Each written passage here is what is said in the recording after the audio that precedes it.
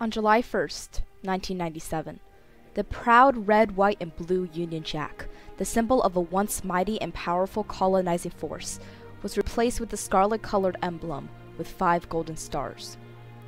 It was on this night that the sun officially set on the British Empire, and the proud capitalist port of Asia was returned to its communist motherland after 150 years. For the Chinese, this was indeed a victory, but not one obtained without sacrifice. For the British, it was the end of an era. It was a pain of guilt for leaving the Hong Kong people in the hands of an authoritarian government, but ultimately, it was a relief. Negotiations were grueling as communists and capitalists sat side by side and tried to make it a near impossible agreement. The policy created in result was the most tensely negotiated compromise between the United Kingdom and China in the history of their diplomatic relationship. This is one country, two systems.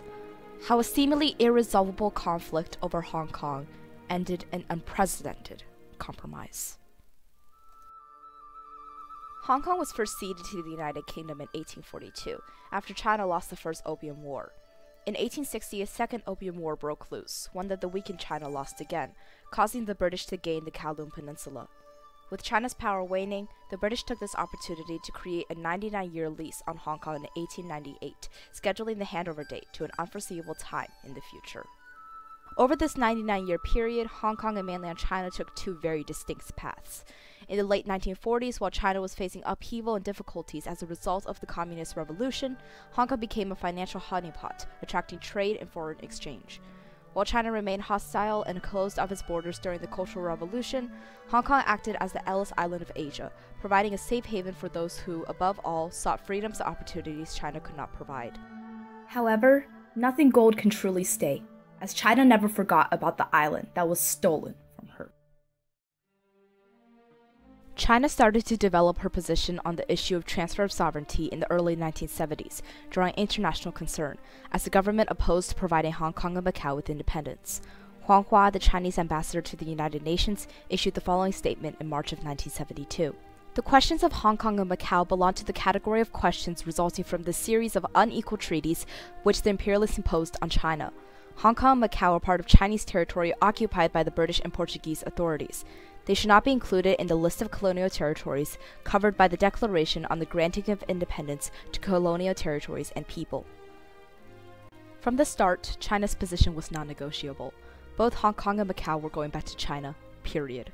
China rubbed salt to the wound by discussing the way that the British forced a weakened nation to surrender at its knees, and how the treaties issued to hand over Hong Kong were not at all diplomatic. The discussion was not brought up between the two nations again until March of 1979, when then Hong Kong Governor Murray MacLehose paid a visit to mainland China and brought the topic of transfer of sovereignty up to Chinese paramount leader Deng Xiaoping. Deng only told MacLehose, who brought up that business investors were terrified of Hong Kong becoming part of a communist country, that the investors should keep their hearts at ease. While the statement was very vague, it hinted that China understood the difficulty of transition and considered allowing Hong Kong to keep its capitalist identity when developing their plans. By the late 20th century, the United Kingdom was no longer the mighty empire she used to be, and China was no longer the weak nation they had the pleasure of stepping over. In reality, the British were not going to be able to hold on to Hong Kong unilaterally. That being said, in 1982, Britain still went ahead and asked China to formally surrender Hong Kong to British rule after 1997. This position was, of course, denied by the Chinese. Afterwards, while still keeping a confident plaster, the British developed its position around preserving its influence in Hong Kong rather than focusing on retaining power over it. According to Chris Patton, Britain may plan its commitment to the maintenance of capitalism and freedom in the territory. Margaret Thatcher argued strongly for this. The compromise we see today was first brought up by Deng Xiaoping. In a meeting with former British Prime Minister Edward Heath, Deng outlined China's plans for Hong Kong's future. Hong Kong should become a special economic zone under Chinese sovereignty, governed by its own inhabitants, and retaining its existing capitalist way of life and its own system of laws and justice, without continuing any British presence in the administration. Deng actually, yes, he was a diehard communist, but he also studied abroad in France as a young man. Ultimately, he was the one who also came up with the idea of experimenting with economic liberalization. This is the first glimpse of the compromise we see emerging at the end of negotiations. the one country, two systems compromise. Former British Prime Minister Margaret Thatcher made a visit to China in September of 1982 in order to start Hong Kong negotiations with Deng. In the meeting, Deng expressed that the Sino-British treaties regarding Hong Kong were unequal and invalid.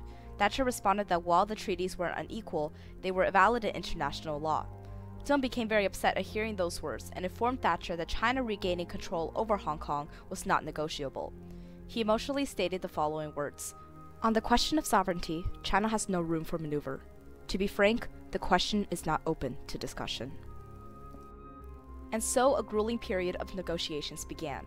Both sides despised each other, but also recognized diplomacy was the best path forward. Thatcher later said that Deng told her bluntly that I could walk in and take the whole lot this afternoon.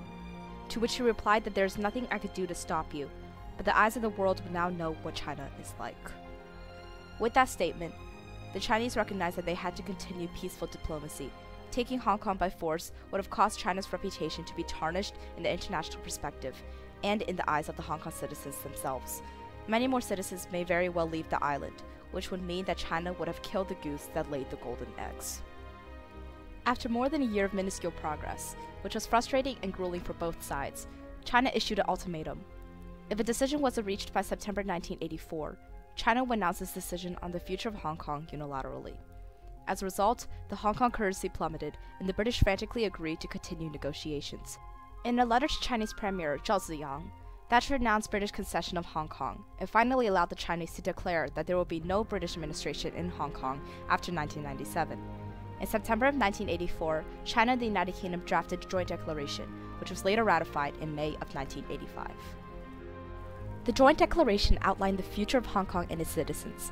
The declaration states, "After the establishment of the Hong Kong Special Administrative Region, the socialist system and socialist policies shall not be practiced in Hong Kong, and that Hong Kong's previous capitalist system and lifestyle shall remain unchanged for 50 years. Throughout the agreements highlighted in the declaration, it is evident that Britain was more focused on saving their capitalist ideals and the freedoms they provided for Hong Kongers, while China was more focused with sovereignty. And while it is indeed true that China has only promised 50 years of this separation from the rest of the nation, it is truly astonishing that a government with an unbreakable communist ideology allowed capitalism to be practiced in one of its own territories. Equally astonishing is the British government. The government responsible for once conquering seemingly the entire world suddenly found itself handing over the most prized port in its history. As 20 years has passed since the handover, the legacy of the once deemed impossible agreement has been in full effect. Terrified and skeptical of China keeping her side of the deal, mass groups of Hong Kong citizens flocked to the coasts of other countries. However, perhaps the most extraordinary feat since the handover is how well Deng Xiaoping's rather innovative Hong Kong experiment has worked out to date. Today, Hong Kong maintains its free market economy with a GDP of about $329 billion and unemployment at a mere 2.7%. However, many people in Hong Kong today believe that China has not kept its promises. Certainly a large number of people in Hong Kong expected that that the deadlines for universal suffrage were going to be met. It doesn't look like that's going to happen. The degree to which the mainland has involved itself in the judicial system in Hong Kong, particularly over the last couple of years, many people feel is a violation of the idea that there's a separate system in Hong Kong. Today, many Hong Kong citizens feel that the Chinese government has not provided the promised freedoms for the Hong Kong people. On October 1st, 2017, thousands of Hong Kong citizens flooded the street, advocating for the release of the leaders of the Umbrella Movement. Those leaders were responsible for bringing out hundreds of thousands of people to the streets to call for a more direct form of democracy in 2014. All to say, the concept of one country, two systems is not flawless. It has caused a bitter divide between the capitalists and the communists, those who love the motherland and those who revolt against it. But ultimately, it is evidence that diplomacy is possible even in the scenarios that are deemed most improbable. It was not a compromise that ended all conflicts, but it acted as the rule books for the future.